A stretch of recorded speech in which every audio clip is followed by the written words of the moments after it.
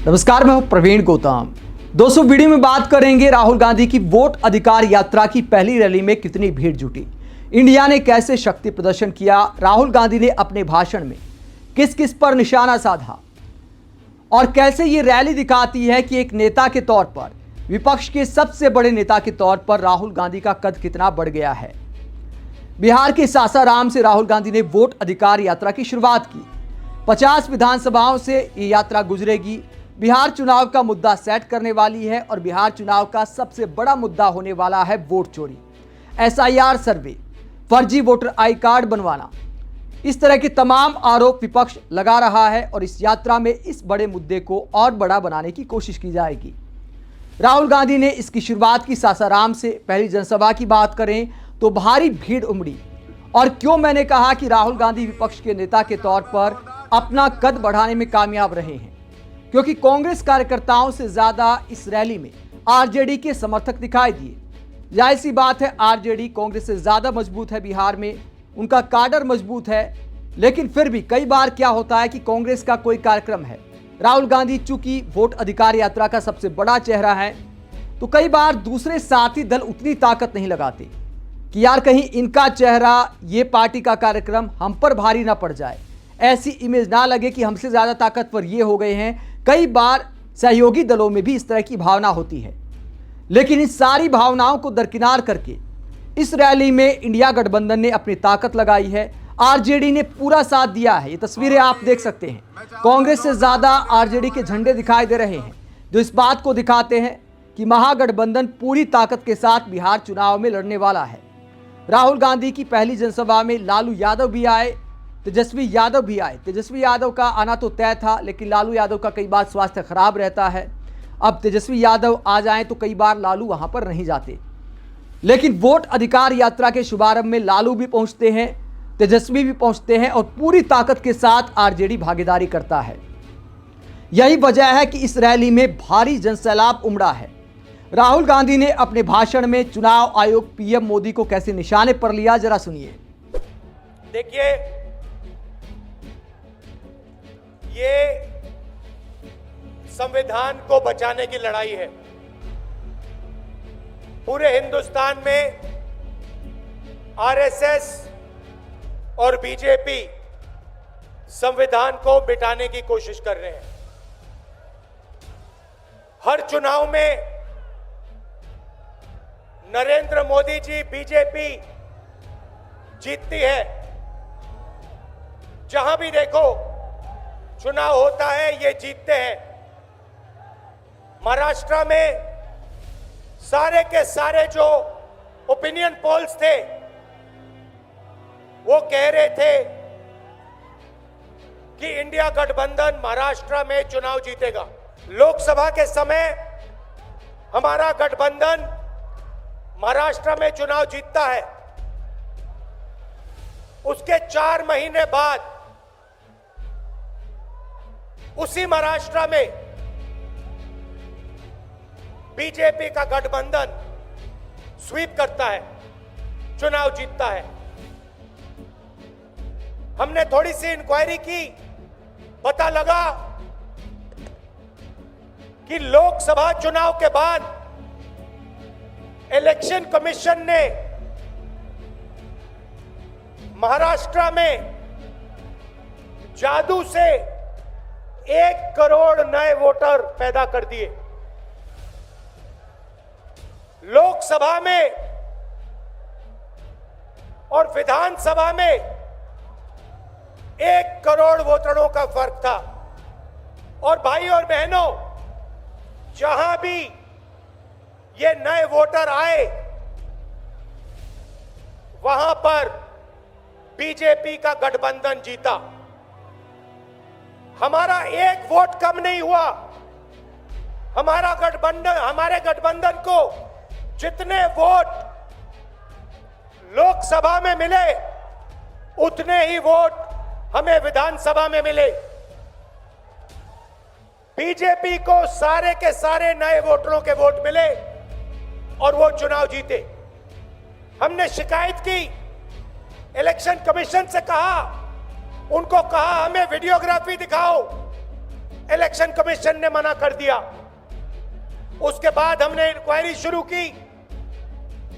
कर्नाटक में एक लोकसभा एक विधानसभा में हमने इंक्वायरी शुरू की, सारे के सारे रिकॉर्ड निकाले और एक रिकॉर्ड को दूसरे रिकॉर्ड से कंपेयर किया।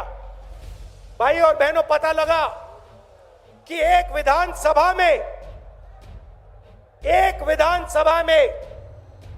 1,00,000 से ज्यादा वोट चोरी हुए और इन वोटों के कारण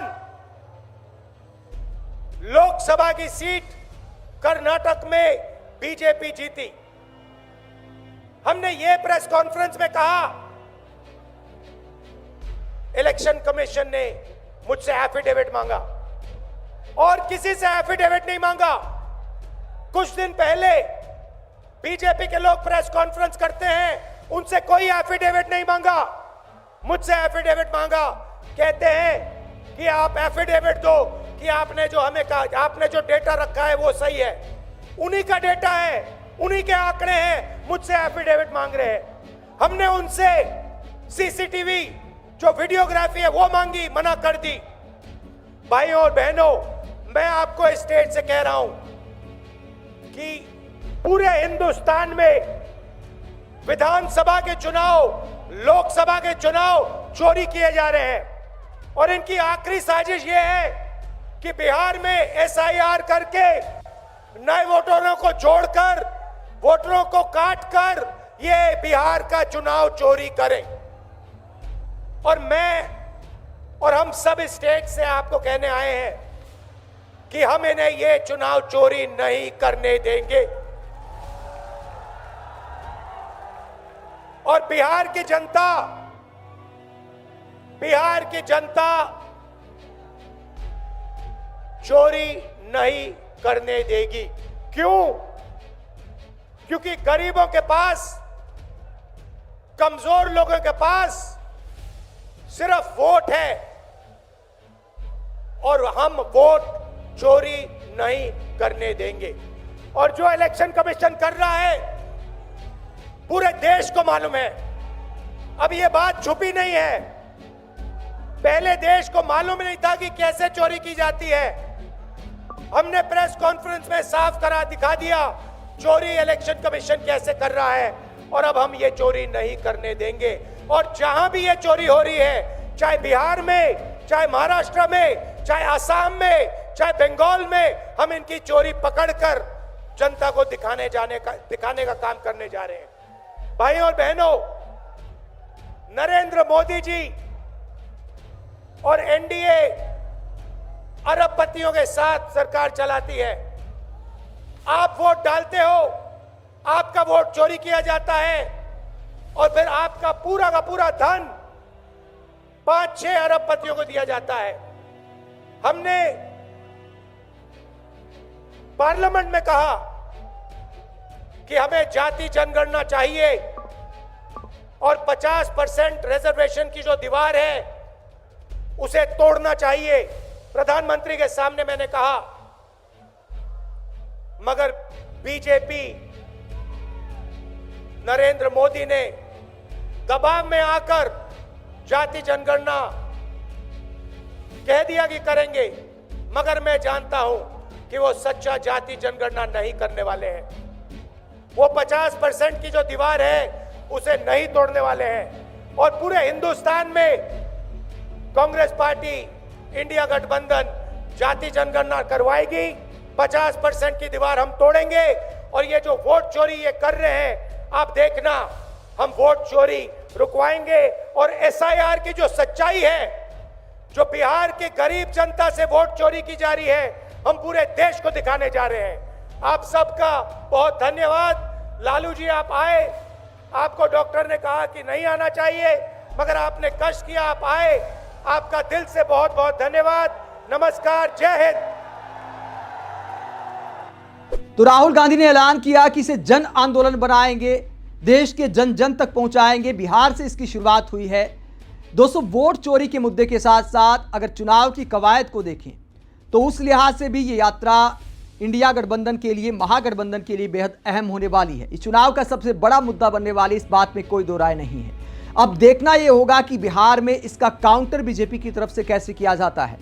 हालांकि लाल किले से और तमाम बीजेपी नेताओं ने भी पीएम मोदी के साथ साथ घुसपैठिया शब्द का इस्तेमाल जो करना शुरू किया है, तो इस तरह का माहौल बनने के पूरे चांस है। एक तरफ वोट चोरी का आरोप लगाया जाएगा, दूसरी तरफ ये कहा जाएगा कि ये इंडिया गठबंधन वाले, महागठबंधन वाले घुसपैठियों की मदद कर रहे हैं।